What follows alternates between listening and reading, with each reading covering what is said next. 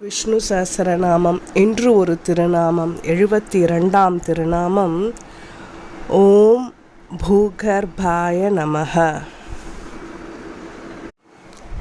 மதுரையை ஆண்ட ராஜசேகர பாண்டியன் தீவிர சிவபக்தன்.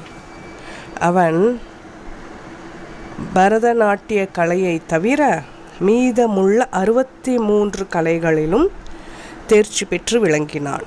இறுதியில் பரத கலையையும் கற்க முற்பட்ட போது அவனுக்கு காலில் கடும் வலி உண்டானது. ஒரு நாள், பரதம் ஆடும் நமக்கே இவ்வளவு வலி உண்டாகிறதே, நடராஜர் எப்போதும் இடக்காலை மேலே தூக்கியபடியும் வலது காலை கீழே ஊன்றியபடியும் நாட்டியம் ஆடிக்கொண்டே இருக்கிறாரே, அவருக்கு எவ்வளவு வலிக்கும் என்று எண்ணினான்.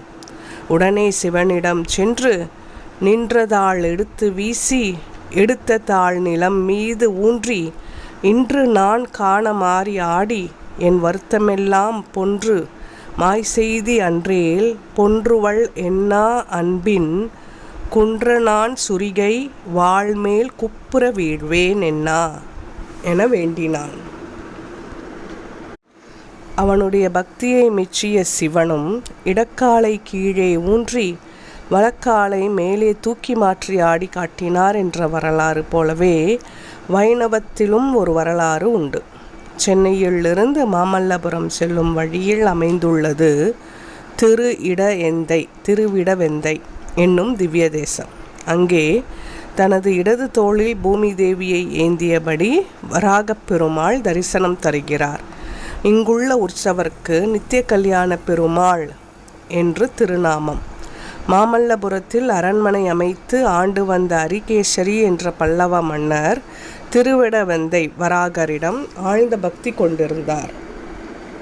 ஒவ்வொரு முறையும் மாமல்லபுரத்திலிருந்து வராகரை தரிசிக்க திருவிடவெந்தைக்கு மன்னர் வருகையில் தம் குதிரையை 2 முறையாவது மாற்றுவார். ஏனெனில் ஒரே குதிரையால் அவ்வளவு தூரம் மன்னரை சுமந்து செல்ல முடியவில்லை என்பதுதான். ஒருமுறை வராகனிடம் மன்னர், எம்பெருமானே, என் குதிரையால் சில மணி நேரங்கள் கூட என்னை சுமக்க முடியவில்லை. ஆனால் நீ உன் மனைவியான பூமி தேவியை உனது இடது தோளில் சுமந்து கொண்டே இருக்கிறாயே, உனக்கு வலிக்காதா? இடது தோளிலிருந்து மாற்றி வலது தோளில் அவளை நீ சுமக்கலாமே என்று கேட்டார். அதற்கு விடையளித்த வராகர், பெண்கள் தங்கள் குழந்தைகளை 10 மாதம் கருவில் சுமக்கிறார்களே, அவர்களுக்கு அப்போது எவ்வளவு வலி உண்டாகும்?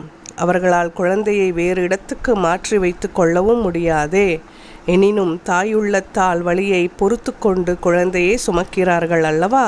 அதுபோலவே உலகுக்கெல்லாம் தாயான பூமி தேவி எப்போதும் அனைத்து உலகங்களையும் உயிர்களையும் பாரமாக கருதாமல் தன்மேல் சுமந்து கொண்டே இருக்கிறாள்.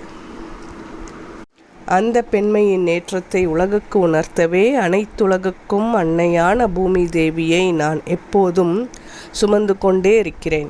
இதில் எனக்கு எந்த வலியும் வேதனையும் இல்லை என்றார். எம்பெருமானே, வலியும் வேதனையும் உனக்கு ஏற்படாமல் இருக்கலாம்.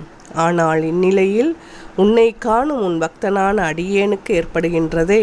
நீ இந்த கோலத்திலேயே தொடர்ந்து இருந்தால் இனி திருவிடவெந்தைக்கு வந்து உன்னை காண என் மனம் இடம் கொடுக்காது என்றார் மன்னர்.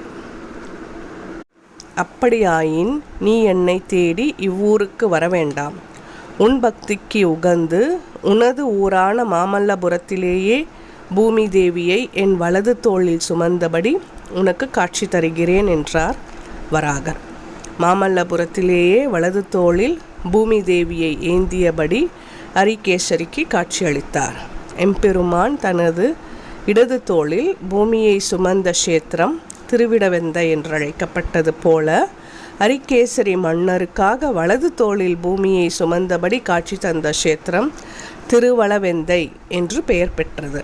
மாமல்லபுரத்தில் உள்ள அந்த திருக்கோவிலில் திருவிடவெந்தை பெருமாளின் கண்ணாடி பிரதிபிம்பம் போல வலது தோளில் பூமி தேவியுடன் திருமால் காட்சி தருகிறார். அனைத்து உயிர்களுக்கும் தாயாக இருந்து அவர்களை சுமப்பவள் பூமி தேவி. அந்த பூமி தேவியை எப்போதும் தன் தோள்களில் சுமந்திருப்பதால் திருமால் பூகர்பக என்று அழைக்கப்படுகிறார். அதுவே விஷ்ணு சஹஸ்ரநாமத்தின் 72வது திருநாமம் பூகர்பாய நமக என்று தினமும் சொல்லி வரும் அன்பர்களின் உள்ளத்தில் உள்ள பாரங்களை எல்லாம் எம்பெருமான் போக்கி அருள்வான்.